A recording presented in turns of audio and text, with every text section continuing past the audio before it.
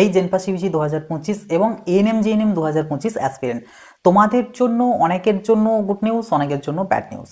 ব্যাপারটা কি? সেটা হচ্ছে তোমাদের যে মপ আপ রাউন্ড, মানে যেটা আমাদের এক প্রকার সেন্ট্রালাইজড রাউন্ডই, কিন্তু অন্যান্য বছর এই মপ আপ রাউন্ডের যে বিষয়টা, এটা একসাথেই রাউন্ড 1 রাউন্ড 2 সাথেই অ্যাটাচ করা থাকে, মানে একসাথেই নোটিফিকেশন থাকে। বাট এবছর একসাথে ছিল না, কারণ প্রত্যেককেই জানতাম যে টাইম শর্ট রয়েছে যে কারণে। কিন্তু আমাদের রাউন্ড 2 শেষ হয়ে যাওয়ার পরেও যেটা দেখা গিয়েছিল যে বহু কলেজে সিট কিন্তু ফাঁকা রয়েছে, সেটা জেনপাস বলো বা এএনএম জিএনএম বলো। তো সেজন্য একটা মপ আপের পসিবিলিটি হচ্ছিল, কিন্তু অনেকেই অ্যাজিউম করছিল যে হবে না মপ আপ। ইভেন আমিও বলেছিলাম, তোমাদের অনেক ভিডিওতেই বলেছিলাম যে মপ আপের সম্ভাবনা নেই, হলে স্পট হতে পারে। এবং যেটার পিছনে মানে একটা লজিকও ছিল, কারণ আমাদের মানে ডাব্লিউবিজিই বোর্ডের ইতিহাসে কোনো এক্সামের কোনো বছরে এরকমটা হয়নি যে দুটো রাউন্ডের অ্যানাউন্সমেন্ট করেছে, পরে আবার মপ আপ অ্যাড করেছে। এরকমটা হয়নি, দুটো রাউন্ডের অ্যানাউন্সমেন্টের পরেই কাউন্সেলিং শেষ, এরপর স্পট কাউন্সেলিং হয়েছে, কিন্তু মপ আপ আর হয়নি। তো সেই হিসাবে আমিও বলেছিলাম যে আর সম্ভব নয় মপ আপটা হওয়াটার। বাট যাই হোক, আলটিমেটলি হয়েছে, তো ভালো জিনিস, অবভিয়াসলি গুড নিউজ সেটা সমস্ত ক্যান্ডিডেটদের উদ্দেশ্যে। তো এই যে মপ আপটার কি এলিজিবিলিটি রয়েছে, কারা পারবে, যারা অলরেডি অ্যাডমিটেড তারা নিতে পারবে কিনা, বা আরও এটসেট্রা এটসেট্রা যা যা ব্যাপার স্যাপার রয়েছে, সমস্ত কিছু নিয়ে আমি ডিসকাস করবো আজকের এই ভিডিওতে। এবং ভিডিওটাতে আমি হয়তো কখনো কখনো জেনপাসের শুধু এক্সাম্পল দিয়ে আমি বলতে পারি, বাট বুঝে নিও এএনএম জিএনএমদের জন্য এই কথাগুলো অ্যাপ্লিকেবল, ঠিক আছে? প্রথমেই তোমাদেরকে একটা জিনিস জানিয়ে রাখি, সেটা হচ্ছে মপ আপের জন্য যখনই তোমরা পোর্টালে যাবে, তখন তোমাদেরকে আগে একটা উইলিংনেস, একটা ফর্ম আসবে বা একটা অপশনস আসবে, সেখানে ইয়েস আর নো বলে দুটি অপশনস আসবে, যে তুমি মপ আপে পার্টিসিপেট করতে চাও কিনা, ইয়েস আর নো। যারা ইয়েসে ক্লিক করবে তারাই ফার্দার মপ আপের জন্য যেতে পারবে, যারা নো সিলেক্ট করবে তারা মপ আপের জন্য এলিজিবল হবে না। এটা হচ্ছে প্রথম একটা বিষয়, ঠিক আছে? তো এক এক করে এবার আমরা আসবো তোমাদের কোয়ারিজে। ফার্স্ট যে ডাউটস বা ফার্স্ট যে কোয়ারিজ, সেটা হচ্ছে যে মপ আপটা কবে থেকে হতে পারে। দেখো, আমি যখন ভিডিও বানাচ্ছি এই মুহূর্তে অ্যারাউন্ড তোমাদের 10 PM বাজছে, তো এই মুহূর্ত অবধি এখনো পর্যন্ত ওয়েবসাইটে কোনো প্রকার কিন্তু নোটিশ আসেনি, মানে ডেট কিছু আসেনি যে কবে থেকে মপ আপ শুরু, কবে থেকে কি হবে না হবে, কবে অ্যালটমেন্ট দেবে, কবে ভর্তি হবে মানে মপ আপের থ্রু, এই সকল কোনো কিছু ইনফরমেশন এখন অবধি জানায়নি, ঠিক আছে? তো যখন ভবিষ্যতে জানাবে, মানে ভবিষ্যতে বলতে আশা করছি আগামীকালকের দিকেই জানিয়ে দেবে, যখন জানাবে আমি তোমাদের ইনফর্ম করে দেবো, আমি গ্রুপেতেও ইনফর্ম করে দেবো। যারা আমাদের গ্রুপটাতে জয়েন হয়নি অবশ্যই জয়েন হয়ে যাবে, লিঙ্ক ভিডিও ডিসক্রিপশন বক্সে পিন কমেন্ট আমি দিয়ে রাখবো, জয়েন হয়ে যাবে। তো ওখান থেকে সব কিছু আপডেট কিন্তু পাই টু পাই একদম টাইম টু টাইম পেয়ে যাবে, ওকে? এনিওয়ে, এবং তার পাশাপাশি তোমরা ওয়েবসাইটটা নিজেরাও কিন্তু চেক করবে, ঠিক আছে? এটা গেল ফার্স্ট থিং। সেকেন্ড থিং হচ্ছে যে আমাদের কোন কোন কলেজগুলো এই মপ আপে পার্টিসিপেট করছে, বা কোন কলেজে কতগুলো কি সিটই বা রয়েছে, এইটা কি করে জানবো বা কিভাবে বুঝবো? অবভিয়াসলি এটা জানার উপায় হচ্ছে সিট ম্যাট্রিক্স। কিন্তু এখানে বিষয় হচ্ছে আমাদের এএনএম জিএনএম যে এক্সামিনেশনটা, এই এএনএম জিএনএম এর কিন্তু সিট ম্যাট্রিক্স অলরেডি পাবলিশড। তোমরা সিট ম্যাট্রিক্সটাতে ক্লিক করবে, এএনএম জিএনএম এর ওয়েবসাইটে যাবে, গিয়ে পরে সিট ম্যাট্রিক্স বলে যে লেখাটা আছে ক্লিক করবে, ক্লিক করলেই দেখবে ওখানে রাউন্ড নাম্বার সিলেক্টের অপশন আসবে, ওখান থেকে একটাই অপশন পাবে 3 বলে, ওটাতে ক্লিক করে দেন তুমি যা যা যেটা জানতে চাইছো ফিল্টার আউট করে ইনটেকের উপর ক্লিক করে দিলেই তুমি কিন্তু পেয়ে যাবে, ওকে? বাট জেনপাসের জন্য কিন্তু এখনো পর্যন্ত সিট ম্যাট্রিক্স প্রকাশ করা হয়নি। কাজেই জেনপাসে কোন কোন কলেজগুলো মপ আপে থাকছে, কোন কলেজগুলো থাকছে তো ঠিক আছে বুঝলাম, কিন্তু কতগুলো সিট থাকছে সেই সমস্ত কিছু ইনফরমেশন এখন এই মুহূর্তে বলা পসিবল নয়। যখন সিট ম্যাট্রিক্স দেবে তখনই পসিবল। তো এটার জন্য তোমাদেরকে জেনপাসের যে ওয়েবসাইট, সেই ওয়েবসাইট ফলো রাখতে হবে, ওখান থেকে কিন্তু তোমরা ইনফরমেশনটা পেয়ে যাবে, ওকে? এটা হলো সিট ম্যাট্রিক্স সংক্রান্ত। এরপরে আসছে হচ্ছে তোমাদের মেন বিষয়, সেটা হচ্ছে এলিজিবিলিটি ক্রাইটেরিয়া। দেখো, ফার্স্ট আমি তোমাদেরকে আগে ক্লিয়ার করে দিই কারা কারা এলিজিবল নও। যারা রাউন্ড 1 অথবা রাউন্ড 2 এই দুটো রাউন্ডের মধ্যে থেকে কোনো একটা রাউন্ডের থ্রু অ্যাডমিশন অলরেডি হয়ে গিয়েছো, তারা এলিজিবল নও। তবে এখানে একটু বিষয় আছে, একটু মানে ব্যাপার কিছু বুঝতে হবে, আমি আসছি সেই প্রসঙ্গে। অবশ্যই যাদের এই পজিশনটা রয়েছে, মানে যারা অলরেডি অ্যাডমিটেড, তারা কিন্তু ভিডিওটা শেষ পর্যন্ত দেখবে, কারণ কিছু কথা তোমাদের জন্য বলবো যেগুলো ইম্পর্টেন্ট। বাট তার আগে ইন জেনারেল রুলসগুলো বলি। প্রথম জিনিস হচ্ছে এটা, যারা অলরেডি অ্যাডমিটেড তারা কিন্তু মানে ভর্তি বা পার্টিসিপেট করতে পারবে না। সেকেন্ড থিং হচ্ছে যারা কোনো কারণে এক্সিট হয়ে গিয়েছিল কাউন্সেলিং থেকে। এবার তোমাদের ভাবতে হবে এক্সিট কী কী কারণে হয়েছিল। এক হচ্ছে যদি কেউ ফার্স্ট চয়েসটাতেই অ্যালটমেন্ট পেয়েছিলে এবং ভর্তি হওনি, এক্সিট হয়ে গিয়েছে। কিংবা হয়তো অ্যালটমেন্ট পেয়েছিলে বাট তুমি ফিজটা যেটা 1000 টাকা সেটা তুমি পে করোনি, এক্সিট হয়ে গিয়েছো। বা তুমি ফিজ পে করেছিলে কিন্তু ফিজিক্যালি ভেরিফিকেশন করাতে যাওনি, তাহলেও এক্সিট হয়ে গিয়েছিলে। তো এই যে কন্ডিশনগুলো, এই কন্ডিশনগুলো যারা যাদের ছিল মানে এক্সিটে, এই কোনো ক্যান্ডিডেটই কিন্তু মপ আপেতে পার্টিসিপেট করতে পারবে না। ইভেন ওই যে ফিজ পে করা এবং ভেরিফিকেশন করানো, এটা রাউন্ড 2 জন্য অ্যাপ্লিকেবল, ওকে? তো তারা কিন্তু এলিজিবল নও মপ আপেতে পার্টিসিপেটের জন্য। এগুলো বাদ দিয়ে বাকি যত কন্ডিশন রয়েছে তারা সবাই এলিজিবল। যেমন ফার্স্ট হচ্ছে যারা রাউন্ড 1 রাউন্ড 2তে পার্টিসিপেটই করনি, তারাও এলিজিবল মহাভাবেতে ফ্রেশলিভাবে পার্টিসিপেট করার জন্য। তবে তোমাদের জন্য 700 টাকা রেজিস্ট্রেশন ফিস দিতে হবে, তোমাদেরকে নতুন করে রেজিস্ট্রেশন করতে হবে, 700 টাকা তোমাদেরকে পে করতে হবে, ঠিক আছে। এরপর যদি আসি, যারা রাউন্ড 1 রাউন্ড 2তে পার্টিসিপেট করেছিলে কিন্তু কোনো সিট পাওনি, তারাও এখানে পার্টিসিপেট করতে পারবে, ঠিক আছে। এছাড়া যারা হয়তো রাউন্ড 1 রাউন্ড 2তে কোনো সিট পেয়েছিলে কিন্তু ভর্তি হওনি, তাহলে তারাও কিন্তু তোমরা এখানে পার্টিসিপেট করতে পারবে। যদি না এক্সিট হয়ে গিয়ে থাকো তাহলে তোমরাও কিন্তু ভর্তি হতে মানে এখানে পার্টিসিপেট করতে পারবে। এরকম আরও বেশ কিছু কন্ডিশন আছে যেটা আমাদের এই নোটিফিকেশনের মধ্যে বলে দেওয়া আছে, ঠিক আছে। এই নোটিফিকেশনটা আমি ভিডিও ডেসক্রিপশন বক্সে দিয়ে দেবো, দুটোরই, এএনএম জিএনএমেরও দিয়ে দেবো, জেনপাসেরও দিয়ে দেবো, ওখান থেকে গিয়ে দেখে নেবে। এখানে সমস্ত কিছু একদম ক্লিয়ার করে বলে দিয়ে দিয়েছে যে কারা কারা পারবে না পারবে সমস্তটা, ঠিক আছে। এবং এখানে তোমরা অনেকেই হয়তো আছো যারা ফার্স্ট রাউন্ডে সিট পেয়েছিলে, 1000 টাকা পে করেছিলে, ভেরিফিকেশন করিয়েছো, আপগ্রেডেশন করে রাউন্ড 2তে এসেছো, ঠিক আছে। রাউন্ড 2তে আপগ্রেড হয়েছিল অথবা হয়নি, যেটাই হোক না কেন তুমি ভর্তি হতে যাওনি, তারা কিন্তু মপআপের জন্য এলিজিবল, ঠিক আছে। তারা মপআপের জন্য এলিজিবল। তো তোমরা ওই ইয়েসে ক্লিক করবে যখন উইলিংনেসটা আসবে তখন ক্লিক করলে, এবার তুমি চয়েস ফিলিং এইবারে প্রপারলি ভাবে করলে, পরে কোনো অ্যালটমেন্ট পেলে রাউন্ড 3তে মানে মপআপেতে, তাহলে কিন্তু তোমাকে আর 1000 টাকা পে করতে হবে না। এটা একটা অ্যাডিশনাল ইনফরমেশন এখানে দিয়ে রাখি যে তোমাদের এইসব ক্যান্ডিডেটদেরকে, মানে যারা অলরেডি 1000 টাকা একবার পে করেছে, তাদেরকে দ্বিতীয়বার মপআপের যদি সিট পায় সেক্ষেত্রে 1000 টাকা পে করতে হবে না। তখন মপআপে যেটা পেলে সেটাতে হয় অ্যাকসেপ্ট, তা নাহলে ছেড়ে দেওয়া, দুটোর যে কোনো একটা করতে হবে।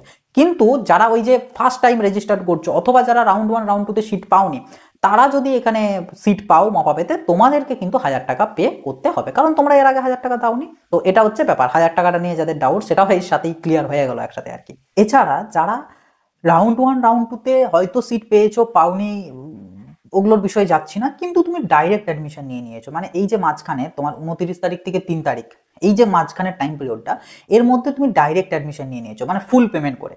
তো সেই ক্ষেত্রে তোমরা এলিজিবল কিনা? হ্যাঁ, তোমরাও হচ্ছে এলিজিবল মপআপের জন্য, কারণ ডাইরেক্ট অ্যাডমিশনটা ওটা তো তুমি অফিসিয়ালি ভাবে হওনি, ওটা তো আলাদাভাবে হয়েছে, তাই ওটার সাথে মপআপের কোনো সম্পর্ক নেই। ডাইরেক্ট অ্যাডমিশন নিয়েছো তুমি, এখানে মপআপে পার্টিসিপেট করতেই পারো। কিন্তু এখানে কি, ওই যে ডাইরেক্ট অ্যাডমিশন যে নিয়েছো নিশ্চয়ই প্রাইভেটে নিয়েছো, আর প্রাইভেটের ক্ষেত্রে তুমি পে করেছো, সেটা 50,000 হোক 1 লাখ হোক যেটাই হোক না কেন। কিন্তু তুমি ধরো মপআপেতে পার্টিসিপেট করে কোনো গভর্নমেন্ট পেলে, ভালো প্রাইভেট পেলে, অথবা হয়তো গভর্নমেন্ট পেলে, তো সেই ক্ষেত্রে কিন্তু তোমাকে মাথায় রাখতে হবে প্রিভিয়াস যে কলেজে তুমি অলরেডি ডাইরেক্ট অ্যাডমিশন নিয়ে রেখেছো সেইখানের ফিজ কিন্তু তুমি রিফান্ড পাবে না, কারণ প্রাইভেট কলেজরা ফিজ রিফান্ড করে না, শুধু নার্সিং বা প্যারামেডিক্যাল ফিল্ড বলে না, যে কোনো ফিল্ডের ক্ষেত্রে। তো ওই জন্য তোমরা যারা অলরেডি ডাইরেক্ট অ্যাডমিশন নিয়ে রেখেছো, তোমরা রুলস অ্যাকর্ডিং তোমরা এলিজিবল, বাট তোমরা পার্টিসিপেট করবে কি করবে না সেটা ডিপেন্ড করবে কিন্তু তোমাদের উপর, ওকে। তো আর যারা এরকম কন্ডিশন, মানে অলরেডি একবার রেজিস্ট্রেশন করেই রেখেছিল, মানে রাউন্ড 1 রাউন্ড 2তে পার্টিসিপেট করেছিল, বাট যে কোনো কন্ডিশন হতে পারে, তাদের জন্য 200 টাকা দিতে হবে। মানে রেজিস্ট্রেশন সকলকেই করতে হবে, পেও সকলকেই করতে হবে, কিন্তু যারা ফ্রেশ, যারা রাউন্ড 1 রাউন্ড 2তে পার্টিসিপেটই করনি, তাদের 700 টাকা, আর যারা অলরেডি একবার করেছিল তাদের জন্য 200 টাকা। এইটা হচ্ছে মেন ডিফারেন্স, ঠিক আছে। তো আশা করি এটা ক্লিয়ার করতে পারলাম কারা এলিজিবল কারা এলিজিবল নও। এরপর আসবো হচ্ছে তোমাদের চয়েস ফিলিং সংক্রান্ত, যে ঠিক আছে এটা না হয় বুঝলাম যে রেজিস্ট্রেশন সকলকে করতে হবে, তো চয়েস ফিলিংটাও কি সকলকেই করতে হবে? হ্যাঁ, অবভিয়াসলি যারা নতুন রেজিস্ট্রেশন করতো 700 টাকা দিয়ে, তাদের তো করতেই হচ্ছে, এটা বুঝতেই পারছো। কিন্তু যারা অলরেডি একবার রেজিস্ট্রেশন করেছিলে এবং এখন 200 টাকা দিচ্ছ, তাদের তাদের উত্তর হচ্ছে হ্যাঁ, তোমাদেরকেও করতে হবে। প্রত্যেকটা ক্যান্ডিডেট যারা মপআপে পার্টিসিপেট করবে, প্রত্যেককে কিন্তু তোমাদের যে চয়েস ফিলিং, সেই চয়েস ফিলিং নতুন করে করতে হবে। এটা হচ্ছে আমাদের মপআপ রাউন্ডের নিয়ম, এবং এটা মানে একদিক দিয়ে তোমাদের জন্যই ভালো, কারণ তোমরা অনেকেই রাউন্ড 1 রাউন্ড 2তে কিন্তু অনেক ভুল করেছিলে চয়েস ফিলিংয়ে, যে কারণে অ্যালটমেন্টই তোমাদের আসেনি অনেকেরই। অনেকের হয়তো গভর্নমেন্ট দিয়েছিলে, বাট কিছু কিছু গভর্নমেন্টকে বাদ দিয়ে দিয়েছিলে, যে জন্য তুমি হয়তো পাওনি। বা অনেকের হয়তো প্রাইভেট নিতেও ইচ্ছুক ছিলে, কিন্তু তুমি দেখতে চাইছিলে গভর্নমেন্ট পায় কি না পায়, সেই জন্য তুমি তখন অনেকে তোমাদের হয়তো মাথায় ঢুকিয়েছিল যে প্রাইভেট দিলে তোদের প্রাইভেটই চলে আসবে, তো একদম দিস না। আছে এরকম পাবলিক, কিন্তু আমি তোমাদেরকে তখনও বলেছিলাম যে এরকম হয় না, তুমি যদি প্রাইভেট নিতে চাও অবশ্যই প্রাইভেটগুলোকে নিচের দিকে রাখবে। কিন্তু এনিওয়ে যাই হোক, সেগুলো যাওয়ার হয়ে গিয়েছে, অনেকে ভুলভাল অনেক কিছু করেছিলে, তো সেগুলো সব রেকটিফাই করার কিন্তু শেষ সুযোগ এটা। তো অবশ্যই তোমরা যারা এই ভুলগুলো করেছিলে সব রেকটিফাই করে নিউভাবে নতুন করে প্রপারলি ভাবে কিন্তু চয়েস ফিলিংটাকে করবে এই রাউন্ডের জন্য, ঠিক আছে। এবার যারা ধরো কিছু গভর্নমেন্ট বাদ দিয়েছিলে, তারা যদি এখন এরকম পরিস্থিতিতে থাকো যে না আমি আর ড্রপ দেবো না, আমি যদি ওই কলেজগুলো যেগুলো বাদ দিয়েছিলাম তখন সেগুলো আমি এখন যদি পাই, আমি নিতে রাজি আছি, তাহলে অবশ্যই সেগুলোকে অ্যাড করবে, ঠিক আছে। এছাড়া যারা হয়তো সব কলেজে দিয়েছিল গভর্নমেন্ট, বাট তাও ওই রাউন্ডে পাওনি, মানে ফার্স্ট আর সেকেন্ডে পাওনি, তো তোমরা যদি এখন এই মুহূর্তে প্রাইভেট নিতে আর কি রাজি থাকো, যে না আমি ড্রপ দিতে চাইছি না, আমি প্রাইভেট নিলেও আমার চলে যাবে, এখন আমি আর ড্রপ দেবো না, তোমরা অবশ্যই প্রাইভেট কলেজকেও তোমাদের লিস্টে রাখবে। আর শুধু গভর্নমেন্ট রেখো না, তা না হলে আবারও সব থেকে বড় ভুল করবে। অবশ্যই প্রাইভেটগুলোকে রাখবে। তবে এখানে একটা জিনিস, প্রাইভেট কি তুমি মানে যা ইচ্ছা তাই প্রাইভেট রাখবে? উত্তর হচ্ছে একদমই না। অনেকেই আছো তোমরা যারা হয়তো ভাববো যে ধরো আমি একটা এক্সাম্পল দিচ্ছি যে অ্যাপেলো আরএন ট্যাগর এগুলো তো খুব ভালো লেভেলের কলেজ, তো অনেকে আছো যাদের হয়তো র্যাঙ্ক 10,000 12,000 এরকম, তো ওই র্যাঙ্কের রেঞ্জে এই কলেজগুলো আসবে না। অনেকে ওই জন্য কি করে তোমার চয়েস ফিলিং লিস্টে ওগুলোকে রেখে দেয় উপরের দিকে, সে কি বলে এক্সপ্লেনেশন কি দেয় যে ওগুলো তো আসবে না তাই ওগুলো দিয়ে রেখেছি, ভালো কলেজ বলে দিয়ে রেখেছি, কিন্তু নিচের দিকে আমি যেগুলো মেন চাইছি প্রাইভেটের মধ্যে সেগুলো নিচের দিকে রেখেছি। এইটি যদি ভুলটি কেউ করো মানে অনেক রকম কিন্তু প্রবলেম তোমার আসবে। কারণটা কি? কারণ ইনকেস যদি তোমার ওইগুলোতে অ্যালটমেন্ট চলে আসে, এবার ওগুলোর ফিস মোটামুটি 10.5 লাখ 11.5 লাখ এরকম সামথিং, তো তুমি ওটা অ্যাফোর্ড করতে পারবে না, তখন কি হবে তোমার আর কিছু হলো না, মানে কিছু আর করার থাকলো না, এটাই শেষ সুযোগ ছিল, শেষ সুযোগটাকেও তুমি কিন্তু এইভাবে নষ্ট করে ফেললে। ওই জন্য আমি এখানে বলবো একমাত্র যে যে কলেজগুলোতে তুমি ভর্তি নিতে ইচ্ছুক আছো সেই কলেজগুলোকেই তুমি শুধুমাত্র কিন্তু তোমার লিস্টে রাখবে। তাতে কলেজ ভালো খারাপ আমার কিচ্ছু এসে যায় না, আমি নিতে রাজি আছি কি নেই সেটা হচ্ছে মেন প্রশ্ন, এবং সেই অ্যাকর্ডিং চয়েস ফিলিং লিস্টে তাদের স্থান থাকবে, আদারওয়াইজ থাকবে না।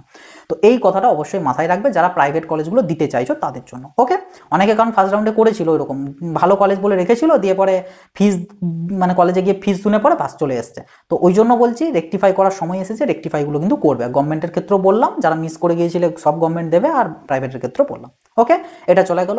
ডকুমেন্টস নিয়ে যদি কারোর ডাউট থাকে যে ডকুমেন্টস কিছু লাগবে কি লাগবে না, তো বলবো ডকুমেন্ট যা যা আমাদের রাউন্ড 1 রাউন্ড 2 এর জন্য অ্যাপ্লিকেবল ছিল সেই সেম ডকুমেন্টস এখানের জন্য অ্যাপ্লিকেবল, আলাদা করে কোনো ডকুমেন্টস এক্সট্রা কিছু নেই, সব সেম। তবে এখানে যেটা বিষয় কি, এখানে কোনো ভেরিফিকেশনের ব্যাপার নেই, মকআপ রাউন্ডে যেটা পাবে তুমি যদি ইচ্ছুক থাকো সেটাই, তবেই তুমি সমস্ত ডকুমেন্টস নিয়ে যে ডেট দেওয়া থাকবে ডেটের মধ্যে ভর্তি হতে যাবে। যদি ইচ্ছুক না থাকো কিচ্ছু করতে হবে না, ঘরে বসে থাকবে। ঠিক আছে, ওখানে যেমন ছিল রাউন্ড 1-এ পেলে কলেজে যেতে হবে, তা নাহলে এক্সিট হয়ে যাবে, এরকম ব্যাপার স্যাপার ছিল, তো ওরকম এখানে কিন্তু কিছু নেই। কাজে এই ডকুমেন্টস আশা করি প্রত্যেকের রেডিও আছে, কারণ রাউন্ড 1 রাউন্ড 2 এর জন্য যারা প্রিপেয়ার করেছিলে বসেছিলে তাদের তো ডকুমেন্ট রেডি থাকবেই, তো ডকুমেন্টস নিয়ে প্রবলেম নেই আশা করছি। এবার অ্যাডমিশন যারা অলরেডি নিয়েছো তাদের বিষয়টাতে, ওই বিষয়টা একটু মন দিয়ে শুনবে, কি কি জিনিসগুলো বলছি, কিছু জিনিস আমি তোমাদেরকে দেখাবো এবং কিছু কথা বলবো, অবশ্যই এটা কিন্তু শুনবে মন দিয়ে। সেটা হচ্ছে আমাদের ইন জেনারেল মানে অন্যান্য এক্সামের ক্ষেত্রে বলো বা প্রিভিয়াস ইয়ারগুলোতে বলো, আমাদের যেটা মপআপের জন্য নিয়ম থাকে যে যদি কোনো ক্যান্ডিডেট রাউন্ড 1 অথবা রাউন্ড 2 এই দুটোর মধ্যে যে কোনো একটা রাউন্ডে যদি কেউ ভর্তি অলরেডি হয়ে গিয়ে থাকে সে মপআপের জন্য এলিজিবল নয়, এটা বলা থাকে। ঠিক আছে, এবার এই বছরে তাহলে কি দেখো, তোমাদেরকে সর্বপ্রথম আমি 2024-এর যে মানে এই মকআপের যে কাউন্সেলিং নোটিশটা, সেই নোটিশটা আমি তোমাদেরকে দেখো স্ক্রিনে দেখাচ্ছি। ঠিক আছে, এটা হচ্ছে 2024-এর আমাদের কাউন্সেলিংয়ের নোটিশ। তো এইখানে 2 নাম্বার বি এর 2, যেটা বি পয়েন্টে 2 নাম্বার যে পয়েন্টটা রয়েছে এই পয়েন্টটাকে একটু ভালো করে পড়ো। সব ঠিকঠাক আছে এবং লাস্ট বলা আছে and did not take admission in round 1 or round 2, বাস শেষ। তো এটার থেকে বুঝতে পারা যাচ্ছে যে রাউন্ড 1 বা রাউন্ড 2-তে যারা অ্যাডমিশন হয়নি তারা এলিজিবল মকআপের জন্য। কিন্তু আমাদের 2025-এর জন্য যে নোটিফিকেশনটা আজকে বেরিয়েছে সেইখানে না একটি লাইন দিয়ে পরে এমন কনফিউশনটা ক্রিয়েট করেছে যেটার প্রপার সলিউশন কেউ দিতে পারছে না, যে যার মতন করে বলছে। এবং আমিও অবভিয়াসলি তোমাদেরকে জাস্ট ফ্যাক্টটুকু বলবো। সেটা কি দেখো, এখন যেটা দেখাচ্ছি এটা হচ্ছে 2025-এ। ঠিক আছে, সেম বিয়ে 2 নাম্বার পয়েন্টটা পড়ো, কথাটা একই লেখা আছে and did not take admission in round 1 or round 2। ঠিক আছে এই পর্যন্ত, কিন্তু ওই যে ব্র্যাকেটে যে লেখাটা দিয়েছে ওইটি হচ্ছে আমাদের মেন প্রবলেম ক্রিয়েট করা লাইন, যে except the candidate whose allotment was in first choice, মানে যাদের অ্যালটমেন্ট ফার্স্ট চয়েসে এসেছিল তারা বাদ দিয়ে। তো কথাটার মানে কি দাঁড়ালো? কথাটার মানে দাঁড়ালো যে যাদের অ্যালটমেন্ট ফার্স্ট চয়েসে এসেছিল এবং অ্যাডমিশন নেয়নি তারা এখানে এলিজিবল নয়, এই কথাটাই মিনিংটা বলতে চাইছে। এবং এটা এখানে আমি জানি না কিসের জন্য এই ওয়ার্ডটা এখানে ঢুকিয়েছে, কারণ যারা ফার্স্ট চয়েসে অ্যালটমেন্ট পেয়েছে এবং ভর্তি হয়নি তারা তো এক্সিট হয়ে গিয়েছে, এবং এক্সিটের জন্য তো আলাদা করে ওই তোমার সি পয়েন্টে তো বলেছে, মেনশন করেছে যে যারা এক্সিট হয়ে গেছে তারা এলিজিবল নয়। আমি জানি না এই ওয়ার্ডটা এখানে ঢোকানোর কি মানে। তো ওটার দিক দিয়ে তাহলে বোঝা যাচ্ছে কি, যে যাদের মানে ফার্স্ট চয়েস আসেনি বাট অন্য চয়েস এসেছিল কিন্তু অ্যাডমিশন হয়নি তারা তো এলিজিবলই, বাট অ্যাডমিশন হয়েছে তারাও এলিজিবল, এই কথাটাই দাঁড়াচ্ছে আলটিমেটলি। তো এই জন্য এখানে কিন্তু একটা বিতর্কের সৃষ্টি কিন্তু হয়েছে যে কি আলটিমেটলি জিনিসটা। তো এখানে আমি তোমাদেরকে যেটা বলবো যে যারা অ্যাডমিশন নিয়েছো কাউকেই আমি রেকমেন্ড করবো না মপআপের জন্য, কারণ প্রথমেই তো বললাম যে তোমাদেরকে মপআপে পার্টিসিপেট করতে গেলে ওখানে মপআপে তুমি যখনই রেজিস্ট্রেশনের জন্য যাবে তোমাদেরকে কিন্তু একটা অপশন আসবে যে তুমি পার্টিসিপেট করতে চাও কি চাও না, ইয়েস অর নো। যখনই ওখানে তুমি ইয়েসে ক্লিক করবে তার মানে তুমি রাজি আছো পার্টিসিপেট করতে, তখনই কিন্তু তোমার প্রিভিয়াস যে সিটটা সেই সিটটা কিন্তু ক্যান্সেল হয়ে যাবে। আগে যে সিটটা পেয়েছো সেটা রাউন্ড 1-এ হোক রাউন্ড 2-তে হোক, মানে যেটাতে ভর্তি অলরেডি হয়েছো আর কি, সেই সিটটা ওটা ক্যান্সেল হয়ে যাবে। এবার মপআপেতে যদি তুমি না পাও সিট তখন কিন্তু তুমি আর ওটাতে ব্যাক যেতে পারবে না। এই যে জিনিসটা এটা কিন্তু আবার এখানে বলে দিয়েছে, নোটিশের মধ্যে বলা আছে যে আমি দেখো বলে দিচ্ছি তোমাদের, এটা হচ্ছে জি যে পয়েন্টটা, জি নাম্বার যে পয়েন্ট, ওই জিতে দেখো বলে দেওয়া আছে যে যদি কেউ নতুন সিট না পায় তাহলে কিন্তু সে পুরোনোটাতেই যেতে পারবে, মানে পুরোনোটাই রইলো, সরি অ্যাডমিশন সিটটা তো ক্যান্সেল হয়ে যাচ্ছে, সিট না পেলেও তুমি যেতে পারবে না, আর সিট পেলেও তুমি যেতে পারবে না প্রিভিয়াসটাতে। তোমার একমাত্র উপায় হচ্ছে মপাপেতে যদি সিট পাও তবেই তুমি ওই যে সিটটা পেলে সেটাতে ভর্তি হতে পারবে, আর ইনকেস যদি মপাপে সিট না পাও তাহলে তোমার কিচ্ছু করার নেই। এটা হচ্ছে বিষয়, ঠিক আছে। মানে এখানে ওই প্রিভিয়াসে ব্যাক যাওয়ার কোনো বিষয় নেই, মানে আপগ্রেডেশনের মতন কোনো জিনিস নেই, রাউন্ড 1 আর রাউন্ড 2 এর মধ্যে যেটা হয়ে যাবে সেরকম কোনো কন্ডিশন কিন্তু এখানে নেই। এখানে বলে দেওয়া আছে অটোমেটিক্যালি কিন্তু প্রিভিয়াসেরটা ক্যান্সেল হয়ে যাবে, এবং সেই যে সিটটা যেটা ক্যান্সেল হলো ওটা অন্য কাউকে দিয়ে দেওয়া হবে, অন্য ক্যান্ডিডেটকে। তো এইখানেই হচ্ছে মেন বিষয়টা। অন্যান্য বছর এই নিয়মটা হয়, যখন ইয়েসে ক্লিক করে দাও, ইয়েসে ক্লিক করে দেওয়া মানে তার যা সিট ছিল সেই সিট কিন্তু ক্যান্সেল, তাতে সে সেটাতে ভর্তি হয়েছিল কি হয়নি ডাজেন্ট ম্যাটার। মানে ধরো কেউ রাউন্ড 2তে এসে সিট পেয়েছিল এবং সে ভর্তি হয়নি, সে মপআপে পার্টিসিপেটের জন্য ইয়েস ক্লিক করলো, তো ইয়েসে যখনই ক্লিক করলো তার মানে ওই যে রাউন্ড 2তে যে সিটটা পেয়েছিল সেই সিটটা তার নাম থেকে কিন্তু ক্যান্সেল হয়ে গেল। এইটা হচ্ছে বিষয় আর কি, প্রত্যেক কথা। কিন্তু এবারে ওই যে বললাম ওই লাইনটার জন্য বোঝা যাচ্ছে না যে অ্যাডমিটেড, অলরেডি অ্যাডমিটেড, এটা বুঝলাম, ফার্স্ট চয়েসেরটা আমি ছেড়ে দিলাম, যাদের সেকেন্ড বা তার পরের কোনো চয়েসে পেয়েছিল তাদের কথা বলছি, তারা এলিজিবল কিনা অ্যাডমিশন হওয়া সত্ত্বেও কোনো ক্লারিফিকেশন নেই। তবে আমি এখানে বলবো কেউ কিন্তু করতে যাবে না অ্যাপ্লাই, মানে অলরেডি অ্যাডমিটেড ক্যান্ডিডেটদের কথা বলছি, বিশেষ করে তো প্রাইভেটদের তো আরোই, কারণ গভর্নমেন্ট হলে তাও না হয় মানলাম যে হয়তো তারা ফিজ অ্যাডজাস্ট করে নেবে, মানে ধরো এখানে তো একটা ফিজ অ্যাডজাস্টেরও তো একটা ব্যাপার আছে, তুমি অলরেডি একটা কলেজে অ্যাডমিশন নিয়ে নিয়েছো, তুমি মপাপেতে নতুন কলেজ পেলে ওই কলেজের ফিজটা কি তোমার এমনি এমনি যাবে? নিশ্চয়ই হয় রিফান্ড হবে, তা নাহলে এই দিক থেকে এদিকে অ্যাডজাস্ট হবে। এবার গভর্নমেন্টের ক্ষেত্রে ঠিক আছে, কারণ ওগুলো বোর্ডের আন্ডারে থাকে, কিন্তু প্রাইভেটগুলো তারা আপগ্রেডেশন করতে গিয়েই বিরাট চব্য করে ফেলছে, তো সেখানে তারা এরকম ফিজ রিফান্ড বা ফিজ ট্রান্সফার করবে আমার মনে হয় না এরকম করবে বলে, এবং যে কারণে এই নিয়মটাও নেই, মানে অন্যান্য বছরে যে অ্যাডমিশন অলরেডি অ্যাডমিটেডরা এলিজিবল বা এখানে পার্টিসিপেট করতে পারবে এটা ছিল না, কারণ স্বাভাবিক বিষয় এটা। কিন্তু এবছরে কি যে করেছে আমি জানি না। তো আমি এই জন্যই তোমাদেরকে রেকমেন্ড করবো যারা অলরেডি অ্যাডমিটেড তাদের কাউকেই বলবো না যে তোমরা অ্যাডমিশন মানে মপাপেতে পার্টিসিপেট করো, করলে তোমার রিস্কে কিন্তু মানে প্রিভিয়াস সিটটার কি হবে কোনো গ্যারান্টি নেই, কারণ অ্যাজ পার যেটা হয়ে আসে ইএসএ যখনই ক্লিক করবে তোমার প্রিভিয়াস সিট ক্যান্সেল, তাতে তুমি ভর্তি হও কি না হও কিছু এসে যায় না। তো এটা হচ্ছে বিষয়, ওই ঠিক আছে। তো এই জিনিসটাই তোমাদেরকে আর কি বলার ছিল, যে ডাউটস তোমাদের অনেকেরই এই বিষয়টাতেই মেন তোমরা প্রবলেমে ছিল। তবে হ্যাঁ, এখানে একটা জিনিস ওই যেটা বললাম যে যারা ডাইরেক্ট অ্যাডমিশন নিয়েছো তারা চাইলে পার্টিসিপেট করতে পারো, কিন্তু ফিজ রিফান্ডের বিষয়টা একটু মাথায় রেখে, যে রিফান্ড কিন্তু পাবে না।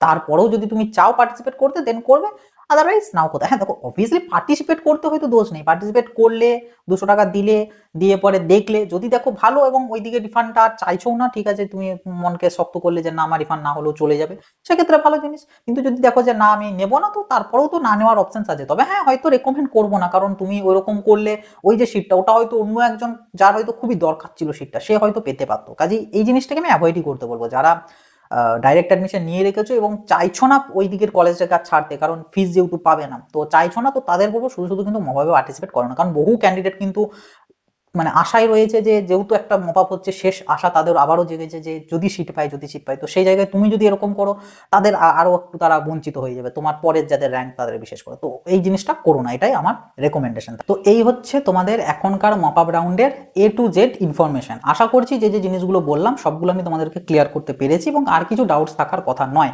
যদি স্টিল এখনো কোনো ডাউটস থাকে কমেন্ট বক্স খোলা আছে, লিখে জানাতে পারো। এছাড়া আমাদের হোয়াটসঅ্যাপ গ্রুপটাতেও জয়েন হতে পারো, লিঙ্ক দেওয়া আছে। আর এরকমই আরো আপডেটস পাওয়ার জন্য অবশ্যই চ্যানেলটাকে সাবস্ক্রাইব করে নোটিফিকেশনে ক্লিক করে অলতে সেট করে রাখবে। আর ভিডিওটা ভালো লাগলে একটা লাইক করে দেবে, সবার সাথে শেয়ার করে দেবে, বাস। তো এই ছিল আর কি আজকের ভিডিও, আবার দেখা হবে নতুন একটা ভিডিওতে। সকলে ভালো থাকবে, সুস্থ থাকবে, বাই।